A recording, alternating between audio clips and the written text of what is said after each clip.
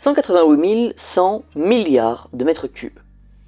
C'est les réserves de gaz estimées récupérables de par le monde en 2020. Alors ça a l'air énorme, mais en fait c'est assez peu, tout juste de quoi tenir 50 ans au rythme de consommation actuel. Mais alors le gaz, c'est quoi? Eh bien en fait il se forme de la même façon que le pétrole, donc je vous conseille d'aller voir ma vidéo sur le pétrole si vous ne l'avez pas déjà vue. Avant de continuer celle-ci, je vous mets le lien juste ici. En 2019, le gaz naturel était la troisième source d'énergie primaire utilisée dans le monde, représentant 23,2% de la consommation après le pétrole et le charbon. Mais sa part progresse rapidement, puisqu'elle était de 16,1% en 1973. De même que sa production mondiale, qui a augmenté de 228% de 1973 à 2020, notamment dopée par l'exploitation des gaz non conventionnels. Les émissions mondiales de CO2 dues au gaz naturel s'élevaient à 6,743 milliards de tonnes en 2017, en progression de 83,4% depuis 1990, selon l'Agence internationale de l'énergie. Elle représente 21,6% des émissions dues à l'énergie en 2019, contre 44% pour le charbon et 33,7% pour le pétrole.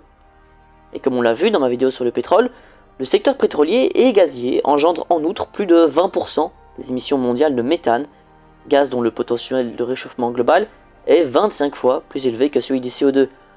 J'ai fait une vidéo dédiée sur le méthane si ça vous intéresse. Alors à quoi sert le gaz? Eh bien je suis sûr que vous avez déjà quelques idées, mais certains débouchés devraient quand même vous étonner à moins que vous ne soyez un habitué de la chaîne. Si ce n'est pas le cas, je vous invite d'ailleurs à vous abonner pour ne rater aucune vidéo.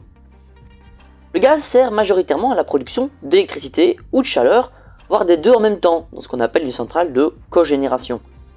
Par chaleur, j'entends bien entendu la chaleur pour chauffer les maisons, mais aussi la chaleur pour les besoins de l'industrie par exemple. Il sert aussi à la production d'hydrogène, qui lui-même sert à la production d'engrais. On entend souvent parler des pipelines, mais sachez qu'une part non négligeable de gaz est transportée par bateau en étant liquéfié. Cela demande d'ailleurs de l'énergie, car il faut pour cela le refroidir énormément. Le gaz est souvent mis en avant pour son côté écologique.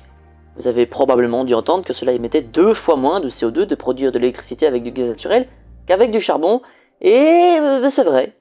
Mais le charbon part de si loin que ça n'est pas tellement difficile. Là où le charbon émet en moyenne de l'ordre de 820 grammes de CO2 par kWh électrique, le gaz naturel est en moyenne aux alentours de 490 grammes par kWh, donc en effet presque 2 fois moins. Youpi, c'est génial. Relativisons tout de même. L'hydroélectricité n'est qu'à 24, l'éolien terrestre à 11 et le nucléaire à 12. Donc on est quand même très loin de l'énergie miracle et propre. De plus, on découvre de plus en plus de fuites de gaz sur les pipelines et sur les lieux d'extraction eux-mêmes. Je vous renvoie à ma vidéo sur le pétrole où je vous explique cela. Il faut cependant reconnaître que la combustion de gaz émet par contre moins de polluants tels que les oxydes de soufre que les autres énergies fossiles. Alors voilà, c'est une vidéo un peu courte comparée aux énergies fossiles, mais cette mini-série n'est pas encore finie. J'ai encore prévu de vous parler des gages de schiste, des sables bitumineux dans des vidéos qui sont dédiées. J'ai prévu de faire une vidéo récapitulative sur les énergies fossiles pour les comparer aussi. Vous avez remarqué que je n'ai pas parlé de biogaz, c'est parce que là aussi, je préfère le faire dans une vidéo dédiée, tellement le sujet est vaste et sujet à débat. Alors voilà, j'espère que la vidéo vous aura plu. Si c'est le cas, n'oubliez pas de la liker, de la partager et surtout, abonnez-vous si ce n'est pas déjà fait.